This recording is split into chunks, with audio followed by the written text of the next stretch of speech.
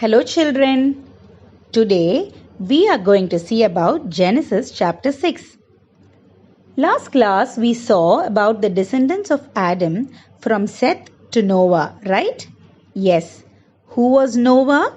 Noah was the son of Lamech, right? Yes. Today we are going to see about Noah and his life. When all people in the earth were sinning and rebellious against God, Noah was an old man who lived in accordance with God.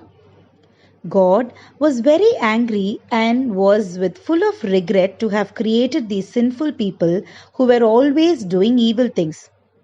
So God decided to put an end to all the mankind except for one person, Noah, and his family, since he was the only one who lived by God's words without committing any sin. So God revealed Noah his plan of destroying people except him and his family. So God asked Noah to build a boat with good timber and make rooms for them inside. He gave all instructions to build the boat. God told Noah that he is going to send flood to destroy all the people. He asked Noah and his family to be safe inside the boat. He asked Noah to take a male and a female of every kind of animal and birds inside the boat.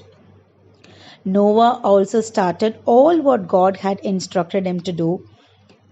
With this, chapter 6 comes to an end. So children, what do we understand from this chapter? We understand that being good or bad is our choice, right? When all people in the world were sinning, Noah and his family were the only one who were good, right? When all people sinned and did evil things, how long it's going to take for Noah to be same like other people and fall into sin? If Noah wanted, he could also have been one among the sinful crowd, right? But Noah took a firm stand and always stood away from sin. He did not care what others did, but he believed God, he listened to God and walked by God's ways. He chose to be right, isn't it? So likewise, our life also gives us many instances where we can choose to be right or wrong. For example, just assume that there are a group of friends who are doing something wrong and you are one among them.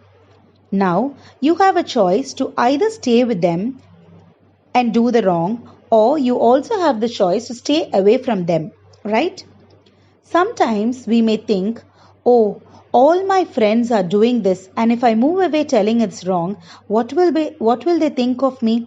Will they mock at me? Right? So all these things you will think. Or sometimes you may also think like this, what big deal? All together are doing this mistake, so let me also do along with them. What is wrong in that? You may also think like this sometimes, right? Noah had also had a choice like this with him, but he selected the right path. Like that, we also have to select the right path no matter if you are the only one who's taking that path. Always don't think for being right. Be bold and take the right way even if others are in the wrong. Next thing which we can interpret from chapter 6 is blind obedience. When God asked Noah to build boat to safeguard himself and his family from the flood, Noah did not even think for a while. He immediately obeyed God's instruction and started doing his work. I have heard in one of our sermons in churches, the priest was telling that God sent the flood only after many years of asking Noah to build the ark. Noah was a man of complete obedience and great belief. He obeyed God and started building the boat as instructed. People around him would have also mocked him, commenting that why this man is unnecessarily building this boat, which is of no use now, right? Yes, Noah did not lose his belief also.